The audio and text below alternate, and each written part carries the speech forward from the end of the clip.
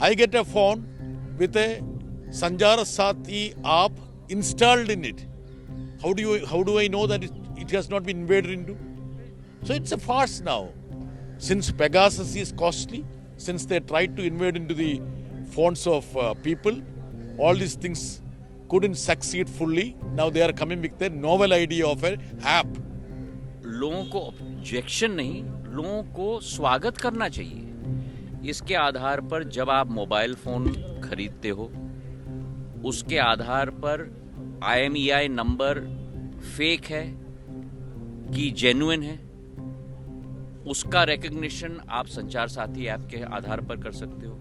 आज तक संचार साथी पोर्टल के 20 करोड़ डाउनलोड हुए हैं। कुछ भूल हुई है, गलत हुआ है। अगर इसका आउटरीच नहीं हुआ होता तो शायद ये आप सभी के ऐप्स पे, आप सभी के फोन्स पे आपको ये पाया जाता, जहाँ पे वो आपका सारा जो भी सर्विलेंस होना चाहिए, आप क्या कर रहे हैं, किसके साथ उठ रहे हैं, किसके साथ बैठ रहे हैं, किसके साथ चर्चा कर रहे हैं, क्या खाना खा रहे हैं, कहाँ घूम रहे हैं, सब वो अपने पास डेटा रखती। और अब जो स्पष्टीकरण आया है, कह रहे हैं समझ नहीं पा रहे हैं, इसको अनइंस्टॉल किया जा सकता है, ये सरासर गलत है। क्योंकि अगर आप नोटिफिकेशन देखेंगे उसमें क्लियर था कि मैन्युफैक्चरिंग कंपनीज, जो फोन मैन्युफैक्चरिंग कंपनीज हैं, उनको सीधा उद्देश्य था कि ये होना ही जरूरी है और ये अनइंस्टॉल नहीं हो सकता। बड़े बड़े दावे करने वाली सरकार जो कहती थी कि जो है अब कोई आतंकवादी हमारे देश की सीमाओं के अंदर नहीं घुस, आतंकवादी दिल्ली तक चले आए थे, तो क्यों सरकार की किसी भी सरकार जुड़े किसी ऐप पे जो सरकार द्वारा जिसकी सरकार प्रचार करे, क्यों नहीं शंका होगी?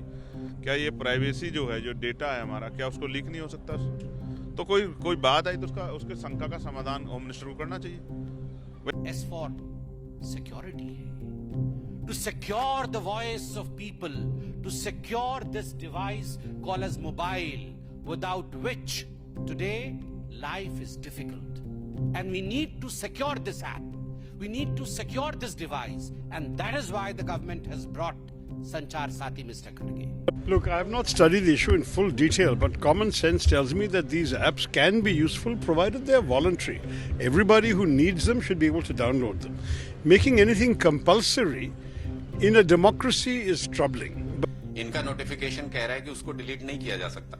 इनका नोटिफिकेशन कह रहा है कि जो एग्जिस्टिंग फोन भी हैं, जो मार्केट में आ चुके हैं, उन पे भी सॉफ्टवेयर अपडेट के जरिए उस ऐप को डालना ही पड़ेगा हर मोबाइल कंपनी को।